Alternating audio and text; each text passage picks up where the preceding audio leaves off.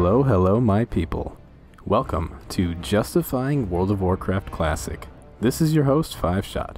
If you're not already excited to play World of Warcraft Classic, this series of videos should help you out a little bit. I'll be going in depth over 6 videos explaining why you should play World of Warcraft Classic and justifying, at least to myself, why I should abandon a character I've put 14 years of work into. In this episode, I'm going to teach you about items and their power levels. The second episode will delve into itemization, the third will deal with leveling experience and customization, the fourth will deal with accessibility, the fifth will deal with PvP, and the last will be a summary of everything. But now, let's get into items and their power levels.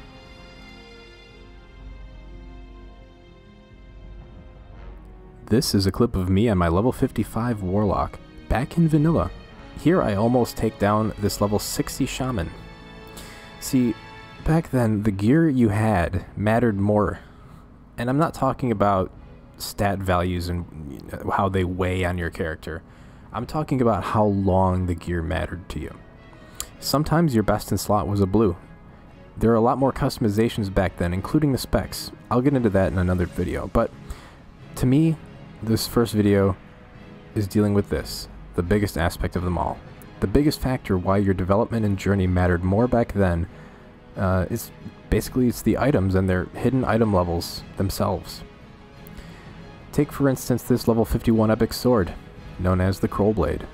It's a very popular sword, and it was insanely good for its required level. So good in fact that it took you all the way to 60 and then some. This sword has 40.9 damage per second with strength and stamina, and a 1% chance to crit. Compare that level 51 epic with this level 60 epic Brutality Blade. This dropped out of the Molten Core raid. This sword has 51.6 damage per second with also strength and a 1% chance to crit. This sword has about 26% more DPS, but keep in mind this sword is also 9 levels later and 1 raid in. But in purposes of comparing and contrasting vanilla to current WoW, I'm going to do as straight up of a comparison as I can. So I'm going to do the first max level blues compared with the second tier of gear that you get. And you might say, hey, the second tier is unfair because of, well, I'll get into the reasons, but that's what I'm complaining about. So, you know what? Let's just jump into it. This is the Glacial Blade, a level 60 blue rep reward with 42.5 DPS on the dagger. This is the Dragon Fang Blade, a level 60 second tier raid dagger with 55.3 DPS on it. This is an increase of 30% weapon DPS. In modern terms, these two items are about 7 to 9 item levels between each other. Now in BFA, this is the Jeweled Dagger of Subjugation, a level 120 blue dungeon drop with 65.6 DPS with an item level of 273.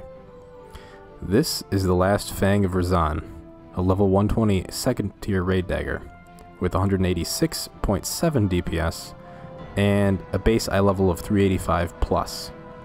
That's an increase of 285% weapon DPS and a 112 item level difference, 112 plus.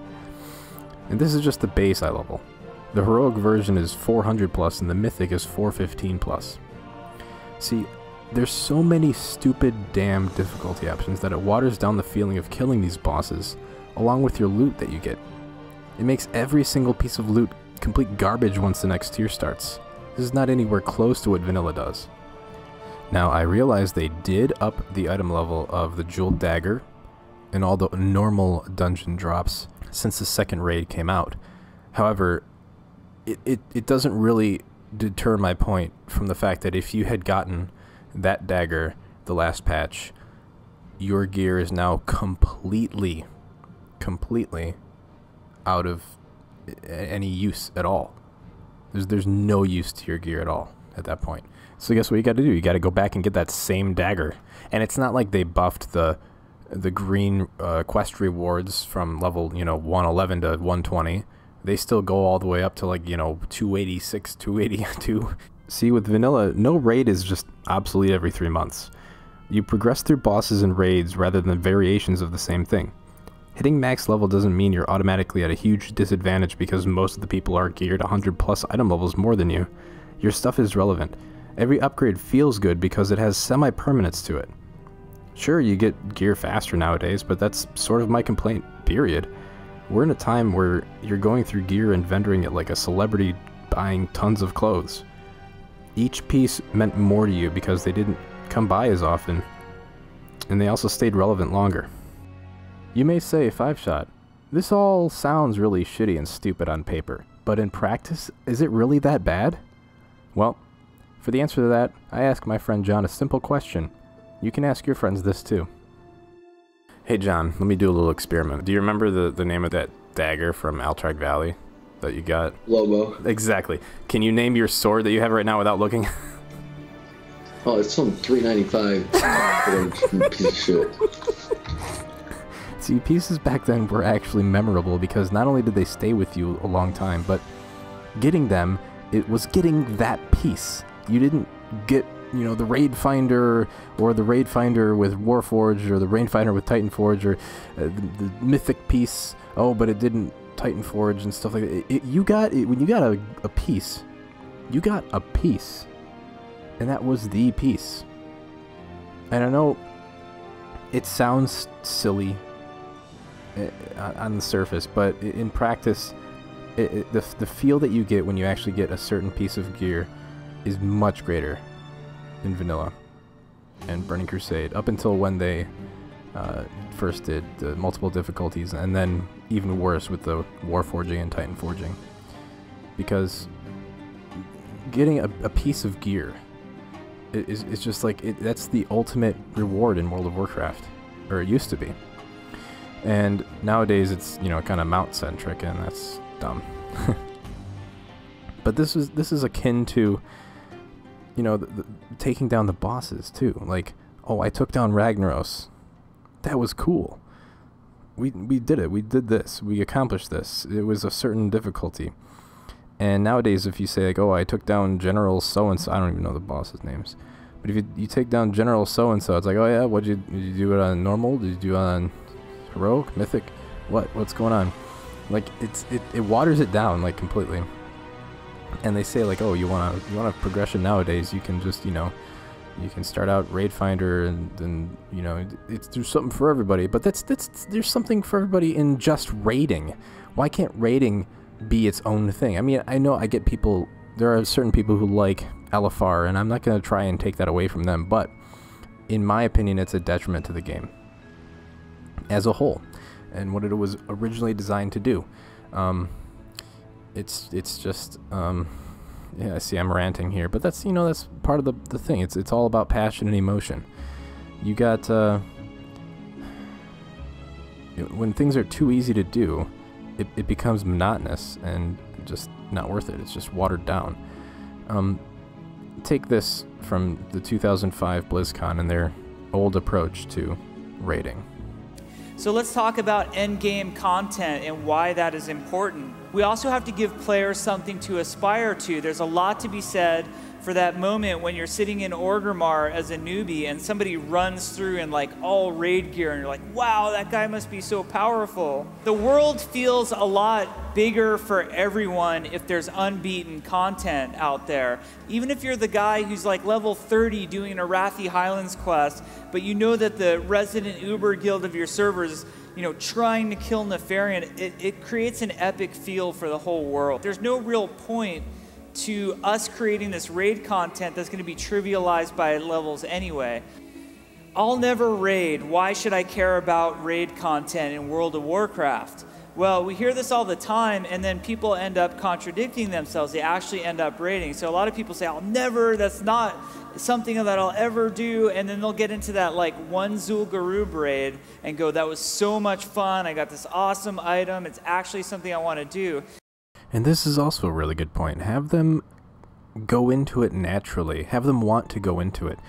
Don't have this LFR that's just designed to coddle them. Why does it have to be so easy and just it doesn't do anything? It makes people bored of it. You could say 5-shot. Why don't you just, you know, do heroic or mythic or whatever?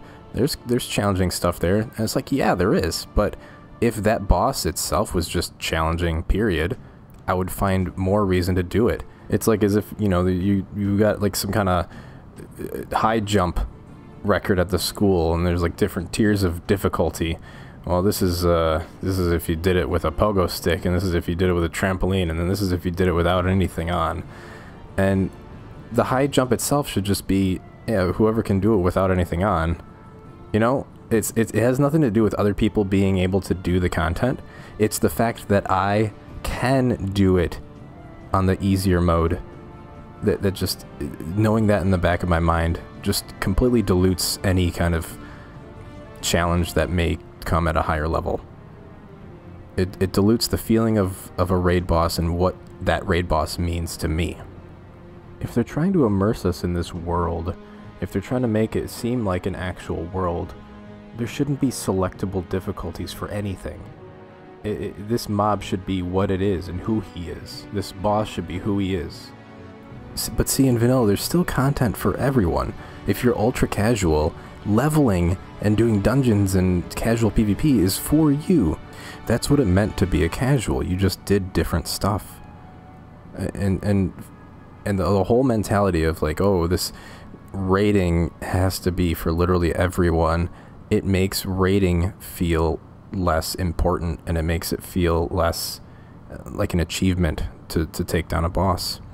It has nothing to do with casuals getting gear. It makes it harder for me to enjoy the current content, knowing that the next patch it'll be completely useless. There's stuff that you get in Dire Maul that's good until a max. There's stuff that you get in Molten Core that's good until, you know, AQ and stuff like that. It just waters down the whole game. That's my take on it. And if you don't agree, you don't have to. And I mean, I still enjoy retail, but in just a very casual sense. I'm not casually playing the game, I'm casually enjoying it. If that makes any sense to you. I can go in and have some fun with my friends doing, you know, maybe a battleground or some arenas, but the whole essence, the whole soul of the game, the whole flavor has been ripped out. There's no customization anymore. There's no immersion anymore. There's no feel of, oh, this big dangerous world out there with dangerous bosses and stuff. It just feels like a menu thing where you can just go through difficulties and it's just this movie that you're watching. And Classic brings the former back. It really does. And my next few videos will go into talents and itemization and a lot of things like that. So stay tuned.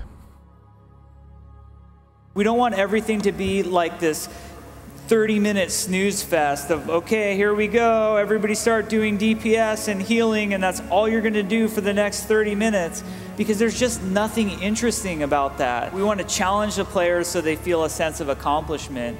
This is a real tricky one. You can turn that knob of difficulty up on the players. If you ratchet it up too high, it creates a lot of frustration on the player base. We want the encounters to challenge you in a fun and creative way. We want you to, as players, to walk away and say, we really had to work on our strategy. We didn't get it on the first try. You know, maybe we didn't even get it on the first 2 weeks of trying, but we were able to, you know, unify as a raid and beat this thing. So challenging players in a fun way is the designer's challenge. That's what we have to come up with.